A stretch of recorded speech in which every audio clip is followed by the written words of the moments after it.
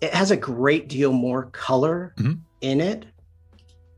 Then, of course, with the moons, there's no color. There is a color tint, but it's mainly gray. So you're not going to have the saturation. If this Earth was brighter than our star up here, our lens flare, and our background, then we would have an issue, and we would know that it needs its saturation brought down. Right. Okay, so this Does is a that make way sense? if you can't immediately see if something is too saturated or just not just less saturated if it's supposed to be, then you can have a better understanding of how saturated it should be if you want to make it look like it's part of the same scene. Yes. The I biggest the see. biggest problem is once you start working and you're working on an image for a long time, Hmm. you can't see certain things anymore. And that's why you want to come up with some check layers and really get in there and just kind of reset your eyes. Or just flip the view. Maybe that sometimes helps too. I don't do that, and I know illustrators do. Um, like Well, I don't do it off the top of my head. I can't even think. It's view yeah, flip horizontal. There we are, in the middle. in the middle. Yep. And this one, just as a reminder, this won't actually flip the layers. The standard tech, this will just flip the view. So even on larger documents, this will take no time at all to render. And I think you I even need to. assign I a need to shortcut start. on that. I need to start doing that. Honestly. Another quick tip, as you can see with let's go to the Earth layer. It does not have a mask. Now, as of right now, it's a smart object. So in your properties, it's not letting me affect anything. But if I double click onto it and I go into our layer here, and in our properties, where is the mask? This is crazy. Usually there is a mask icon because you actually do not need a mask to feather the edges. If you've got an object, you can just click on the properties, which will have a mask. Let's rasterize this. We're going to rasterize it. That's crazy. Well, it depends, I guess, on the way you set up your cloud document. Since this is a linked asset, this could behave differently from the usual one. Not sure how you set that up. If your linked object does have a mask, it should come over. Well, okay. But it's not really big of a difference. You can always generate a mask based on an alpha layer. On an alpha, that is true.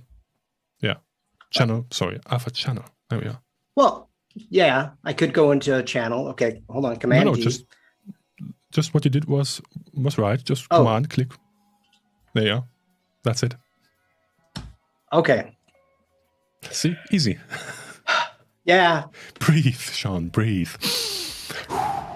So I'm going to feather this edge just to 1.5 right there, just for the fun.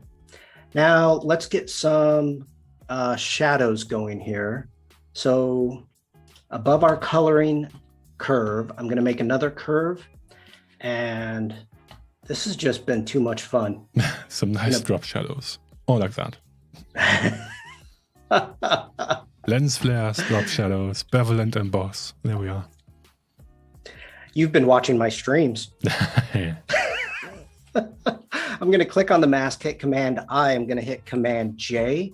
I'm going to make sure that that is also clipped down. I'm going to click on, and because I don't need to see what I'm doing right now because I can always come back.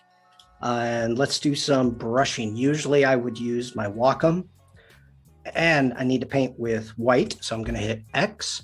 I want the flow to be, let's start with 30. So I'm going to hit Shift 3 for 30% on the flow. Now whoa, that's a hard brush.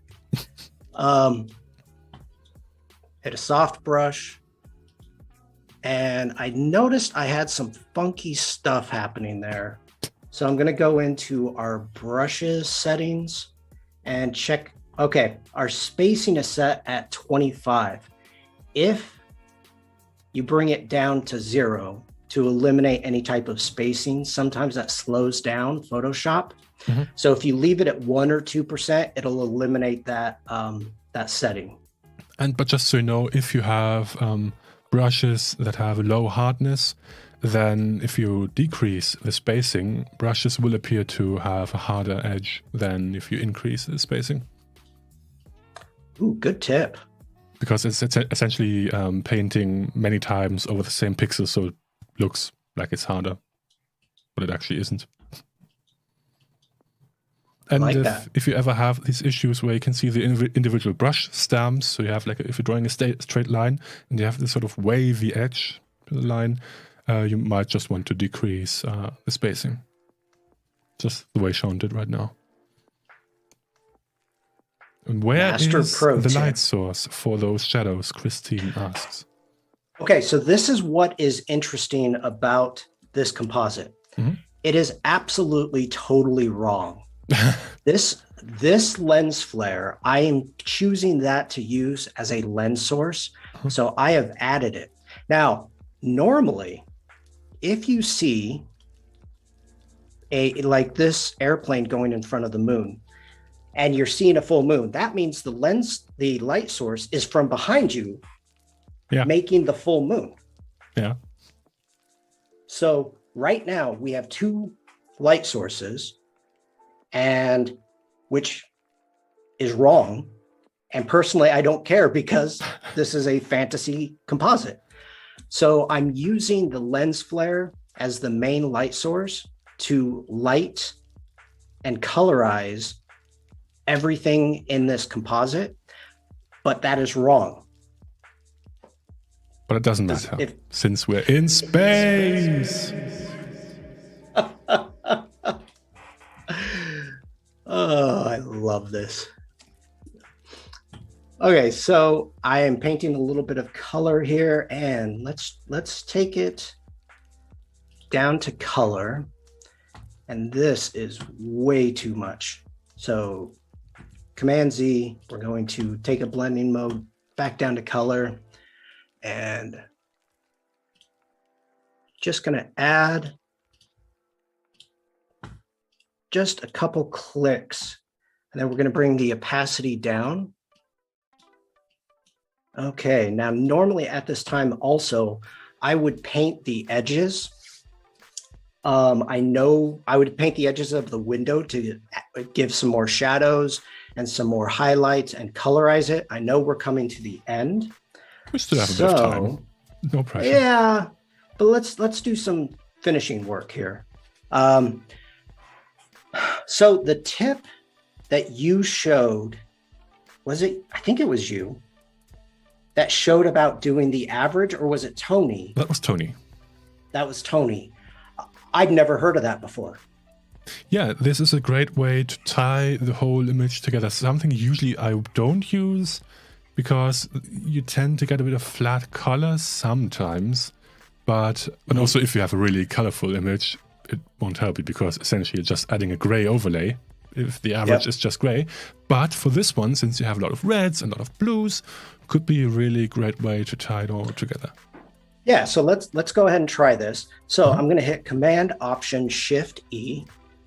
I'm going to turn this into a smart object, and we're going to go to Filter, and it's under Blur